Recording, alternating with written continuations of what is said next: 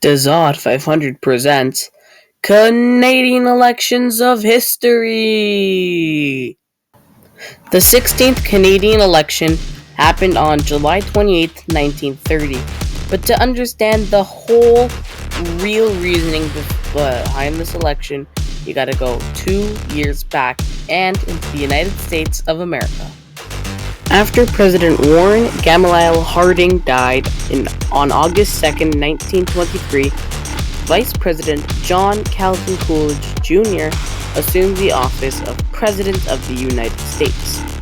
But in 1928, he chose not to run for a third term, claiming that 10 years was longer than anyone before him until Franklin Roosevelt, and it was too long for a president to serve, stepping down for Herbert Hoover to become the Republican nominee to go up against the Democratic nominee, Al Smith.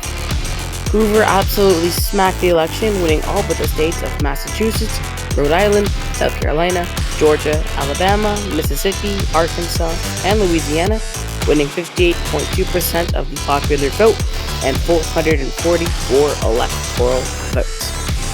Soon after Herbert Hoover took office, just about a couple months, in August of 1929, the stock market crashed, leading to the Great Depression, which was mostly on Herbert Hoover.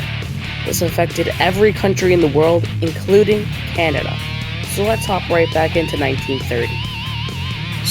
William Lyon Mackenzie King apparently failed to notice that this was happening, and especially in Canada, leading to mass unemployment in the country, and also leading to conservative outroar. And they had very, very, very much confidence for this upcoming election. After Arthur Meehan stepped down as the conservative leader, they nominated R.B. Bennett for the conservative leader in 1927 and got the leader seat from Calgary West. William Lyon Mackenzie King, of course, since 1919, after Laurier's death, got his leader seat from Prince Albert. There were other major party candidates, the Progressive Party, who still didn't have a leader, and the United Farmers of Alberta Party, who also, they didn't choose to run for a leader's seat, just like in the last election. And this election, just like the previous three, had 245 seats in the House of Commons, and 123 needed for a majority government. William Lyon Mackenzie King actually got a minority government, which means he did not get 123 seats. A couple of elections ago, I kind of forgot. And with that, I think it's fair to jump right into the stats. So for this election, there was 73.5% turnout, 5.8% more than the last one, probably due to the Great Depression. And for the winner stats, they had 47.79% of the popular vote. Barely above the losers, actually 44.03%.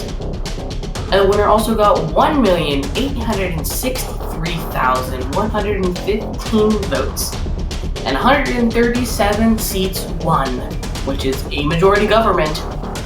And it would be a conservative majority government with R.B. Bennett's victory in this election.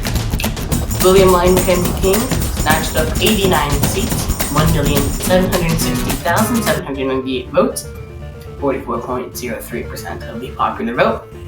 John E. Brownlee of the United Farmers of Alberta got 9 seats, 1.46% of the popular vote, 56,968 votes, and the Progressive Party was 70,822 votes, 1.82% of the popular vote, but only 3 seats.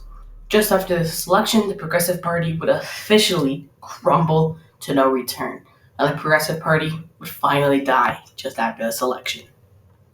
And I'll see you guys for the election of 1935.